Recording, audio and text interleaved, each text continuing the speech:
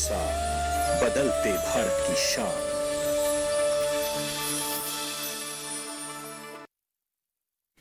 मंडी खबर के सह प्रायोजक हैं agriculture insurance company of India limited. संपन्न भारत की पहचान, बीमित फसल खुशहाल किसान।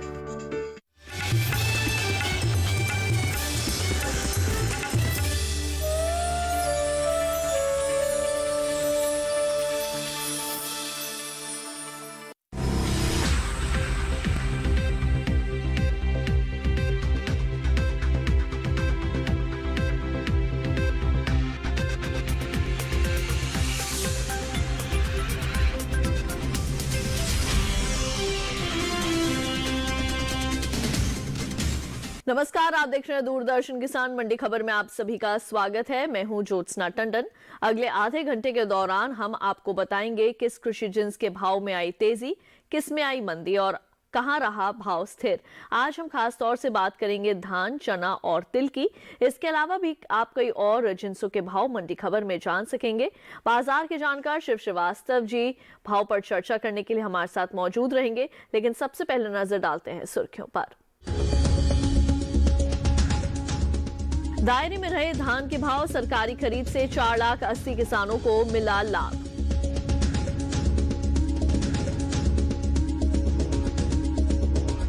साबुत चने की चाल रही सुस्त, दलहनी फसलों का रकबा 1,35,00,000 हेक्टेयर के पार। मजबूती के साथ हुए तिल के सौदे, 15 लाख हेक्टेयर से अधिक के क्षेत्रफल में हो चुकी खेती।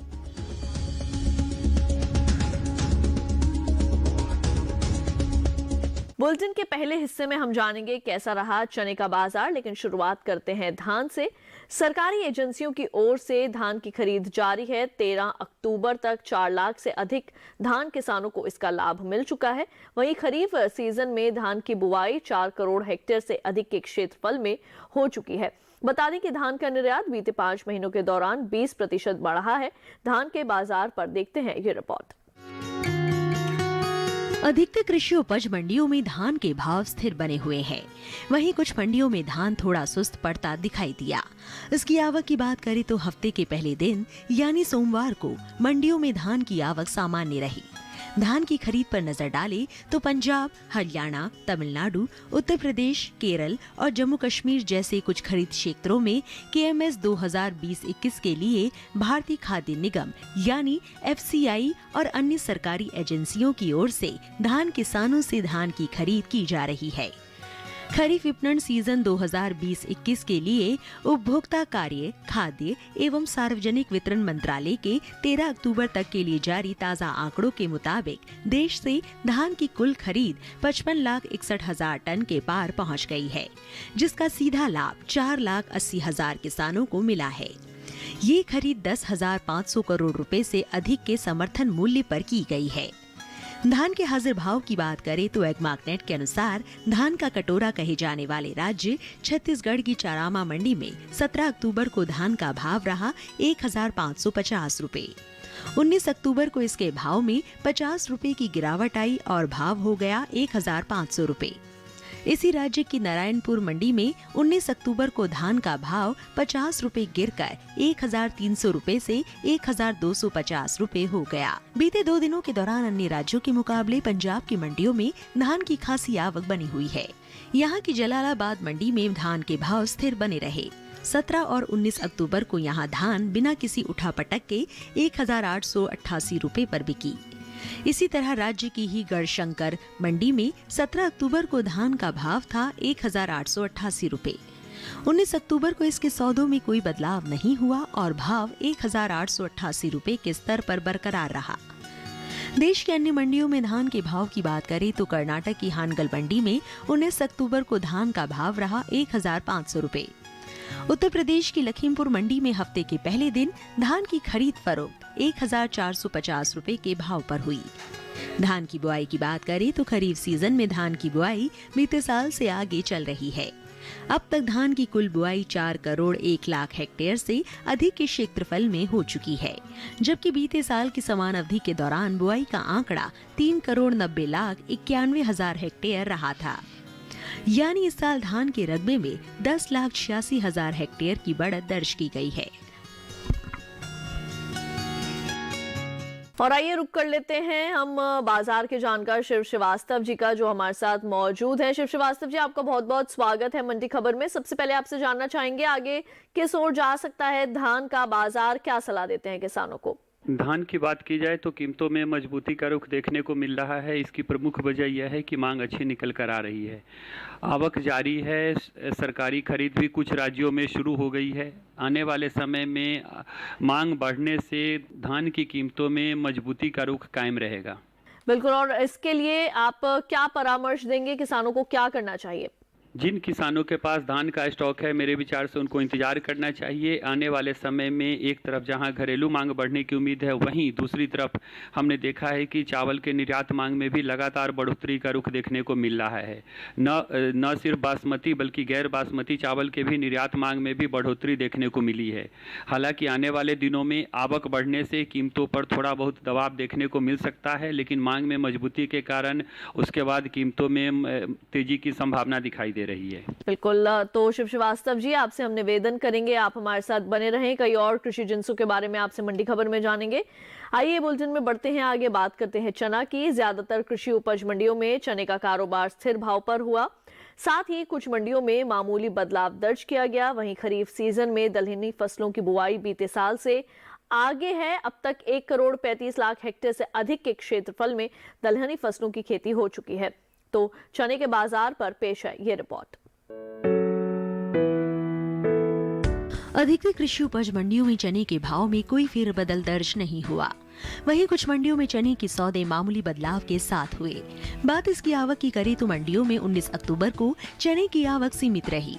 इसके हाजिर भाव की बात की जाए तो एगमार्कनेट के अनुसार गुजरात की राजकोट मंडी में 17 अक्टूबर को चने का भाव रहा 5,050 रुपए, जो कि 19 अक्टूबर को 5 रुपए की हल्की मजबूती के बाद 5,055 रुपए हो गया।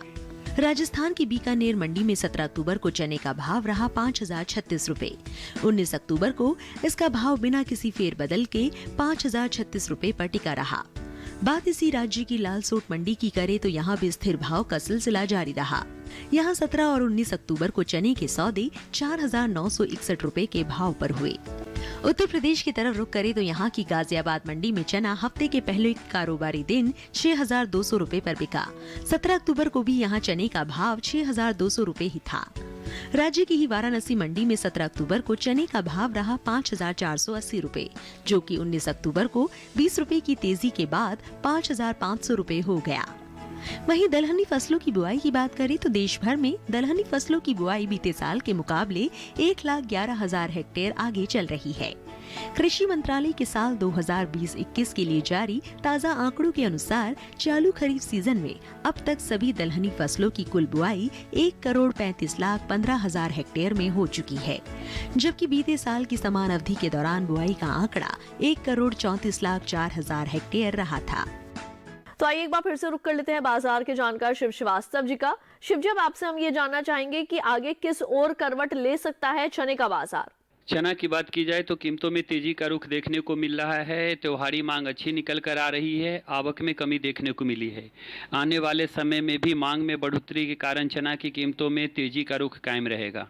और ऐसे में जो किसान हैं, आप उनको क्या परामर्श देना चाहेंगे, उन्हें क्या करना चाहिए? अभी जिन किसानों के पास चना का स्टॉक है, मेरे विचार से उनको इंतजार करना चाहिए। आने वाले समय में एक तरफ जहां त्योहारी मांग के कारण इसमें तेजी की संभावना दिखाई दे रही है, वहीं रबी में चने की बुआई के लिए भी इसके डिमांड बढ़ने की उम्मीद है। आने वाले समय में मांग में बढ़ोतरी के कारण चना की कीमतों में तेजी का रुख बना रहेगा। बिल्कुल, तो शिव श्रीवास्तव जी, आप हमारे साथ बने रहें। एक बार फिर से आपके पास वापस लौटेंगे। आइए बढ़ते हैं आगे, एक नजर डाल लेते हैं सेब के बाजार भाव पर। हरियाणा की नारायणगढ़ मंडी में सेब का भाव रहा 3,500 रुपए। हिमाचल प्रदेश की पालमपुर मंडी में इसका भाव रहा 6,800 रुपए। कर्नाटक की बेंगलुरु मंडी में सेब के सौदे 9,500 रुपए पर हुए।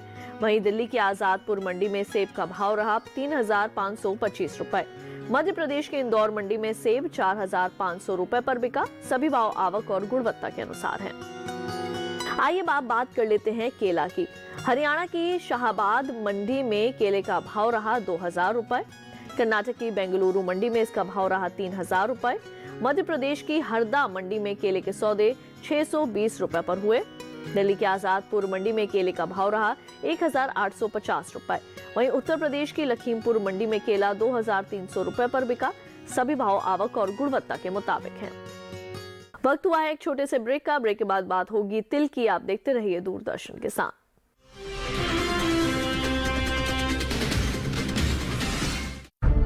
विपदा कोई भी हो, पर किसान है सुरक्षित। AIC है ना। भारत सरकार द्वारा स्थापित फसल बीमा विशेषज्ञ कंपनी।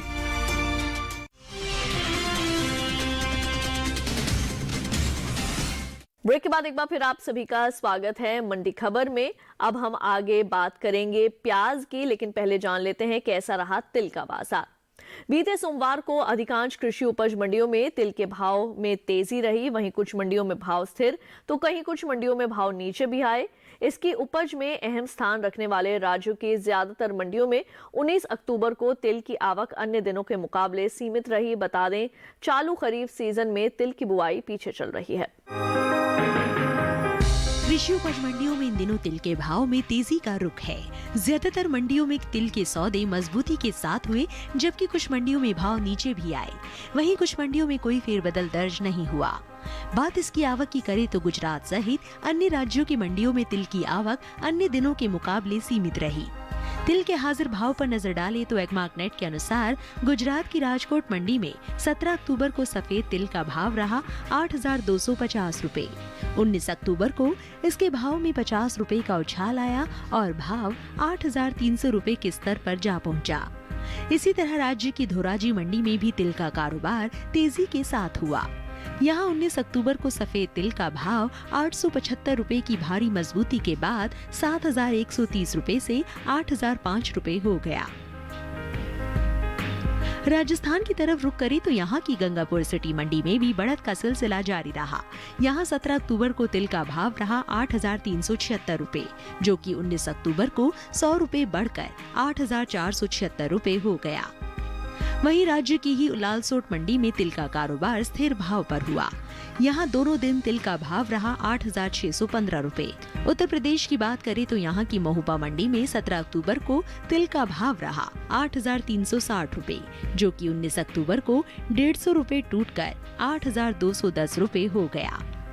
चालू खरीफ सीजन में तिल की बुआई पीछे चल रही है। कृषि मंत्रालय की ओर से जारी ताजा आंकड़ों के अनुसार देश में तिल की बुआई का रकबा 95,000 हेक्टेयर पीछे चल रहा है। साल 2020-21 के खरीफ सीजन में तिल की बुआई 15,26,000 हेक्टेयर में हो चुकी है, जबकि बीते साल की समान अवधि में ये आंकड़ा 16,21,000 हेक्टेयर रहा था। आइए एक बार फिर से रुक कर लेते हैं कमोडिटी जानकार शिव श्रीवास्तव जी का। शिव श्रीवास्तव जी, आगे आने वाले दिनों में तिल के भाव किस ओर करवट ले सकते हैं? तिल की बात की जाए तो कीमतों में उतार चढ़ाव का रुख देखने को मिल रहा है। मांग सामान्य है, आवक में थोड़ी कमी देखने को मिली है। जहां तक उत्पादन की बात की जाए तो प्रथम प्रारंभिक अनुमान के अनुसार इस साल देश में 7.5 लाख टन तिल के उत्पादन होने की संभावना है। आने वाले समय में मांग में तेजी के कारण तिल की कीमतों में अच्छी मजबूती का रुख देखने को मिल सकता है। किसानों को ऐसे में क्या करना चाहिए? आप उनके लिए क्या परामर्श देंगे? जिन किसानों के पास तिल का स्टॉक है, मेरे विचार से उनको इंतजार करना चाहिए। आने वाले समय में मांग बढ़ने की पूरी उम्मीद है। सर्दियों के समय में तिल की मांग में प्रायः बढ़ोतरी देखी जाती है। मांग में बढ़ोतरी के कारण आने वाले समय में तिल की कीमतों में अच्छी मजबूती का रुख बना रहेगा। बिल्कुल, तो चाहेंगे आप हमारे साथ आगे भी बने रहें। लेकिन अब आइए एक नजर डाल लेते हैं अमरूद के बाजार भाव पर। हरियाणा की शाहबाद मंडी में अमरूद का भाव रहा 3,200 रुपए। पंजाब की जालंधर मंडी में इसका भाव रहा 2,200 रुपए। हिमाचल प्रदेश की कुल्लू मंडी में इसके सौदे 4,500 रुपए पर हुए। उत्तर प्रदेश की बरेली मंडी में अमरूद 2,100 रुपए पर बिका। राज्य की ही सहारनपुर मंडी में अमरूद का भाव रहा 2,525 रुपए। सभी भाव आवक और गुणवत्ता के अनुसार हैं। अब आइए बात करते हैं प्याज की। इस साल प्याज की पैदावार बीते साल के मुकाबले आगे रह सकती है। कृषि मंत्रालय की ओर से बागवानी फसलों के लिए जारी दूसरे आकलन में प्याज की उपज में लगभग 39,19,000 टन की बढ़त का अनुमान है। इस साल देश में प्याज की उपज 2,67,68,000 38,000 टन की रह सकती है, जो पिछले वर्ष 2,28,19,000 टन की रही थी। वहीं ज्यादातर कृषि उपज मंडियों में सोमवार को प्याज की आवक अन्य दिनों के मुकाबले सामान्य ही रही। इसके हाजिर भाव पर नजर डालें तो एगमार्क नेट के अनुसार 19 अक्टूबर को गुजरात की राजकोट मंडी में प्याज का भाव रहा 4,250 रुपए। पंजाब की लुधियाना मंडी में इसके सौदे 3,000 रुपए पर हुए। वहीं राजस्थान की सूरतगढ़ मंडी में प्याज का भाव रहा 3,150 रुपए। उत्तर प्रदेश की लखीमपुर मंडी में इसका भाव रहा 2,750 रुपए। आइए एक बार फिर से रुक कर लेते हैं कमोडिटी एक्सपर्ट शिव श्रीवास्तव जी का। श्रीवास्तव जी, आगे आने वाले दिनों में प्याज के भाव किस ओर जा सकते हैं, क्या जानकारी देंगे? प्याज की बात की जाए तो कीमतों में अच्छी तेजी का रुख देखने को मिल रहा है। इसकी प्रमुख वजह यह है कि एक तरफ जहां मांग में तेजी देखने को मिली है, वहीं दूसरी तरफ आवक में कमी दिखाई दे रही है। एशिया की सबसे बड़ी मंडी लासलगांव की बात की जाए तो वहां भी हमने देखा है कि कीमतों में काफ़ी तेजी का रुख बना हुआ है। इसकी प्रमुख वजह यह है कि एक तरफ जहाँ मांग में तेजी है, वहीं दूसरी तरफ उत्पादक राज्यों में पिछले दिनों हुई बारिश से फसलों को नुकसान की आशंका व्यक्त की जा रही है। आने वाले समय में भी मांग में बढ़ोतरी के कारण कुछ दिनों तक प्याज की कीमतों में तेजी का रुख कायम रहेगा। और ऐसे में किसानों को क्या करना चाहिए, क्या बताएंगे इसके बारे में? जिन किसानों के पास प्याज का स्टॉक है, मेरे विचार से उनको इंतजार करना चाहिए। आवक में कमी और मांग में बढ़ोतरी के कारण कुछ दिनों तक प्याज की कीमतों में मजबूती का रुख बना रहेगा। बिल्कुल, तो शिव श्रीवास्तव जी, आपसे निवेदन करेंगे आप हमारे साथ बने रहें। इसके साथ ही बुलेटिन में वक्त हो चला है एक और छोटे से ब्रेक का। आगे जानेंगे कुछ और फसलों का हाल। आप देखते रहिए दूरदर्शन के साथ।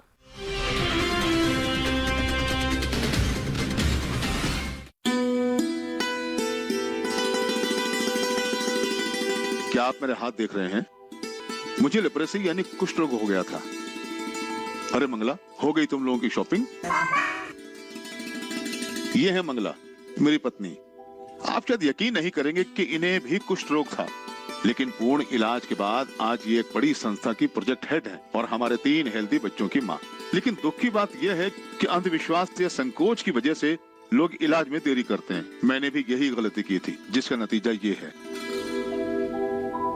जी हाँ, याद रखें, त्वचा पे हल्के रंग के सुन्न दाग, उंगलियों का सुन्न होना, हाथों पैरों में कमजोरी, चीजें उठाने में तकलीफ, इनमें से कोई भी लक्षण दिखते ही तुरंत जांच कराएं। जल्दी जांच और एमडीटी से पूरा इलाज आपको कुष्ठ रोग एवं विकलांगता से बचा सकता है। लेप्रेसी की जांच एवं इलाज सभी सरकारी अस्पतालों में मुफ्त उपलब्ध है, क्योंकि हम सबका है ये सपना, कुष्ठ रोग मुक्त भारत हो अपना।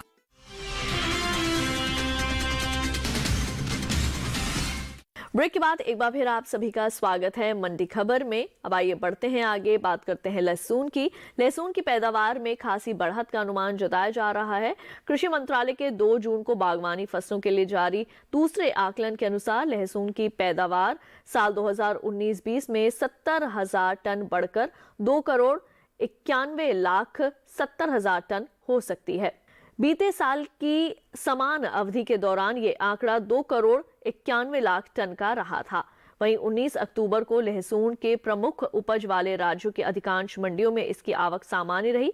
इसके हाजिर भाव की बात की जाए तो एगमार्क नेट के अनुसार सोमवार को गुजरात की राजकोट मंडी में लहसुन का भाव रहा 6,375 रुपए।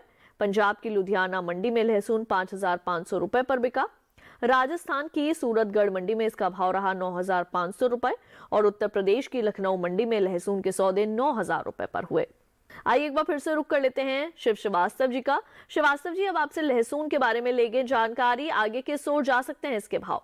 लहसुन की बात की जाए तो कीमतों में तेजी का रुख देखने को मिल रहा है। मांग सामान्य है, आवक में थोड़ी कमी देखने को मिली है। आने वाले समय में भी मांग में बढ़ोतरी के कारण लहसुन की कीमतों में तेजी का रुख देखने को मिल सकता है। जिन किसानों के पास लहसुन का स्टॉक है, मेरे विचार से उनको इंतजार करना चाहिए। आने वाले समय में मांग बढ़ने से लहसुन की कीमतों में तेजी का रुख देखने को मिलेगा। प्रायः सर्दियों में लहसुन की मांग में बढ़ोतरी देखने को मिलती है। और ऐसे में आप किसानों को क्या सलाह देंगे, उन्हें क्या करना चाहिए? किसानों को इंतजार करना चाहिए। आने वाले समय में उन्हें अपने लहसुन का वर्तमान स्तर से भी अच्छा मूल्य बाजार में मिलेगा। तो शिव श्रीवास्तव जी, आप हमारे साथ जुड़े और इतनी अहम जानकारी कृषि जिंसों के संदर्भ में आपने हमारे किसानों को दी, उसके लिए आपका बहुत बहुत धन्यवाद। आइए बढ़ते हैं आगे, एक नजर डाल लेते हैं भिंडी के बाजार भाव पर। गुजरात की सूरत मंडी में भिंडी का भाव रहा 2,275 रुपए। कर्नाटक की बेंगलुरु मंडी में इसका भाव रहा 2,900 रुपए। मध्य प्रदेश के इंदौर मंडी में भिंडी की खरीद फरोख्त 2,000 रुपए पर हुई। दिल्ली की आजादपुर मंडी में भिंडी का भाव रहा 1,500 रुपए। उत्तर प्रदेश की वाराणसी मंडी में इसका भाव रहा 2,125 रुपए। सभी भाव आवक और गुणवत्ता के अनुसार हैं। तो आज की मंडी खबर में बस इतना ही। उम्मीद है कि किसानों को अपनी उपज का सही भाव लेने में मंडी खबर से मदद मिल रही होगी। फिलहाल लेते हैं विदा। आप देखते रहिए दूरदर्शन किसान। मुझे दीजिए इजाजत। नमस्कार।